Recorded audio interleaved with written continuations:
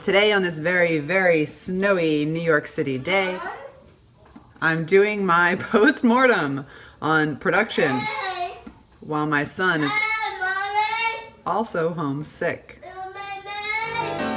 Are you sitting comfortably? Then I'll begin. During the first week of production, we had a 6-day week.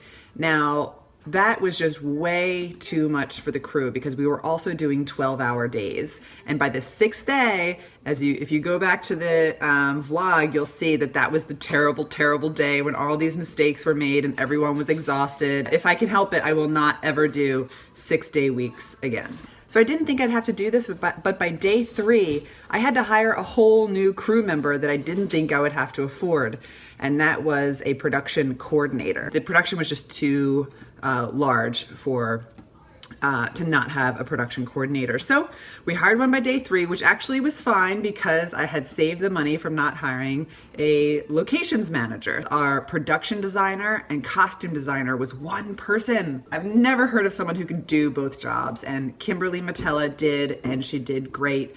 And it was high stress to be able to do both. She had a team, of people around her helping her, but she was the designer for both production, meaning the sets and the props, and as well as costumes for like over 40 characters. But she did it, and it saved us a lot of money. And honestly, I was shocked that it worked out well. So Kimberly Matella really did a great job. I had a couple of crew members that were not like ideal for me in like a personal way. Like some of them were real complainers, and some of them were real, difficult to get along with. So it was hard for me when some people like just refused to get along. I think maybe the lesson might be to like vet people a little bit more when hiring, like call the movies that they worked on in the past, the producers that they worked with in the past, and ask those specific questions like, what are they like on set?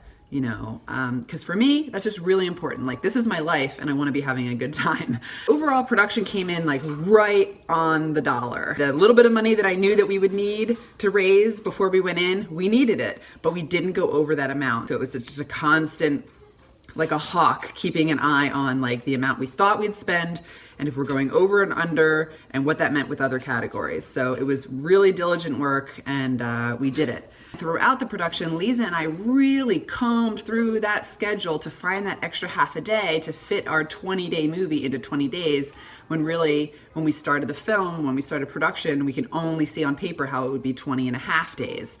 And a half day is a really hard thing to squeeze into another whole packed day. But we managed to do it because we weren't so set in stone with what we were doing. We still had to scout locations. We still had actors to cast. Had there not been the challenge of squeezing in another half a day somewhere, I would have felt like I learned the lesson that I had to like be more prepared in the beginning. But instead, it forced us to consider locations in order to like squeeze in that half a day, and we did it. I mean, and it was daily. Like every day we concerned ourselves with what was happening the next day and what was happening overall as to how we could fit in that half a day. By the 4th week, we were like, there it is, there's the spot. And it was a big, big achievement for both of us to be able to get this film done in 20 days. So the lesson there is leave room for the mystery, because if you're so set and you're so prepared and you feel like you can't move anything because it's perfect, I guarantee it, something's gonna go wrong, a wrench will be thrown into the mix, and you will have to change it. So it's okay if like 10-15% of your production is not yet planned when you go into production, because that leaves room for the magic, and that leaves room for you to think on your feet at all times. And to that effect about like leaving room, I want to talk about Mount Joy for 1 minute. We split up that movie into 3 different shoots. We shot in Pennsylvania for 2 weeks, and then we went home for a month, and then we shot for 2 more weeks, and then we came home for like 4 months, and then we shot for 1 more week. And I know it's really kind of nerve-wracking to plan to do that kind of a shoot, because like, what if someone breaks their arm or like decides to move away and all of a sudden you can't have access to an actor, or like, like all these like weird thoughts, or like, how can we pull people back? But that kind of thinking and that kind of room really was beneficial for Mount Joy, because we were able to just plan those first 2 weeks and then do them well, and then come home and regroup for a month, and then plan those next 2 weeks and do them well. Planning to shoot well for 4 whole weeks is just a lot. And if you can take a little bit of a break in the middle to have a tiny pre-production to set yourself up for the second half of shooting, I don't know, it's something I've never heard of, and it's something we just like happened to invent for Mountjoy, and I kind of wish we had done this for this film. Instead, we had like 1 day weekends, and it was just too squished together. During shooting, I always stayed close to the monitor as much as I could. Sure, sometimes I had to like run off to try to find a location for the coming days.